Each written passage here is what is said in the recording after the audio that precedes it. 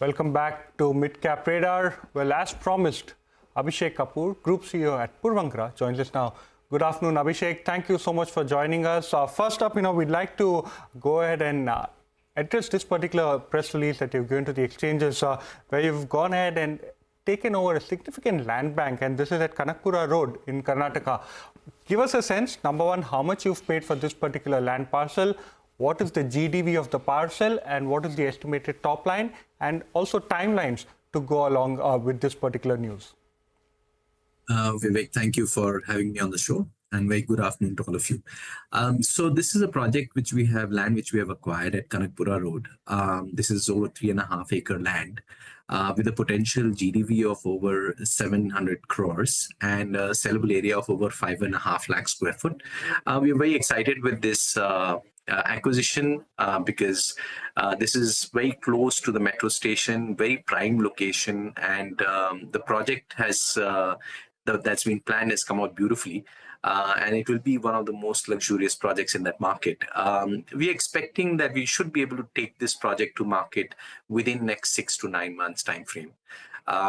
So we're pretty excited because in this particular market, there is definitely a demand supply gap, and the kind of product that we are bringing to the market is definitely not available. Abhishek, good afternoon. Thank you for joining in. What explains the year-on-year slowness, if you could call it that, during the quarter? Because your sales value is down 17%, realizations are almost flat, you can say down 1% as well. What explains that? And if you could also tell us, what's the mix currently looking like? How's the affordable housing segment doing? How's the mid-income segment doing? If you could shed some more color on that. Sure. So thanks, Hormuz. Look, the price realization is a mix of what you sell. So if you see between Provident and Puravankara, the price realization has actually gone up by 14 to 15%.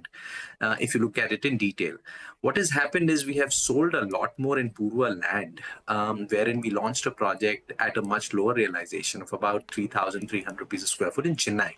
So that kind of dragged down our average realization. But realization on project to project basis, on a brand to brand basis, has gone up anywhere between 14 to 15%. As far as sales is concerned, look, the first half of the year, we did not have so many launches, largely on account of elections. But if you look at it again a little more granularly, sustained sales in the first half of the year versus last financial year have gone up from about 2,000 crores to 2,300 plus crores on an increased realization. So therefore, we have seen continued traction as a brand and as a business, including, all three categories, which is Provident, Puravankara, and Purva land, to see higher traction.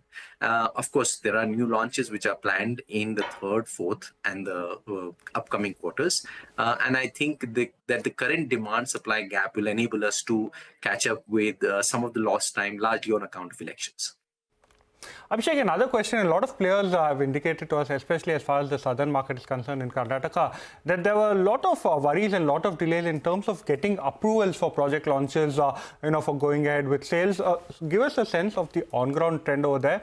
Along with that, give us a sense of the pipeline in store that you have for H2. Q3 is already gone, so how have pre-sales, how have collections panned out over there? And at the end of FY25, where do you expect to end with? Right.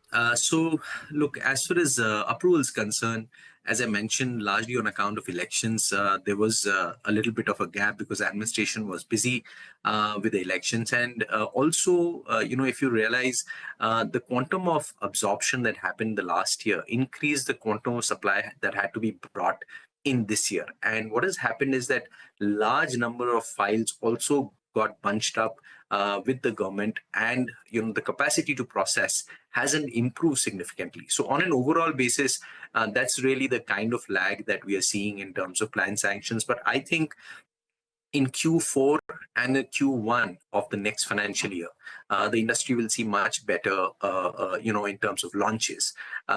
Now, as far as our launches are concerned, we had a plan to launch over 12 million square foot. Obviously, we have, in the first half of the year, we did not do many launches, but we are on the cusp of a lot of launches. Some of them, of course, are in the pipeline, which will happen in the Q3. We'll announce those which have been done in the quarter results. And of course, in Q4, a lot of them have bunched up. So yes, it's pretty skewed towards the last quarter of the financial year. But we are certain that we'll be able to push through majority of them, maybe with some spillover to Q1. Otherwise, collections have been pretty good, robust, and I think that trend continues. And on an overall basis, we remain optimistic in terms of our sales numbers. And of course, excited with the fact that we have acquired about 10,700 crores worth of GDV assets. And we are expecting those launches of over 6 million square foot to come in the next 6 to 9 months time frame. So that will definitely enable us to bolster our sales for the next financial year as well. How has pricing shaped up, Abhishek, during the quarter? Because there have been some reports of prices cooling off in prime markets like Mumbai. Do you see that on the ground, or do you see any indications that that may happen in the future? Because that is something that people like Vivek and I would want to know. Yeah, no, that's a very good question. I have said this in the past, and my view on pricing is that steep increase in prices, that era is kind of over. What we will see typically as an industry average, in my mind, will be somewhere between, inflation plus 2-3% kind of annual price increase in the residential space.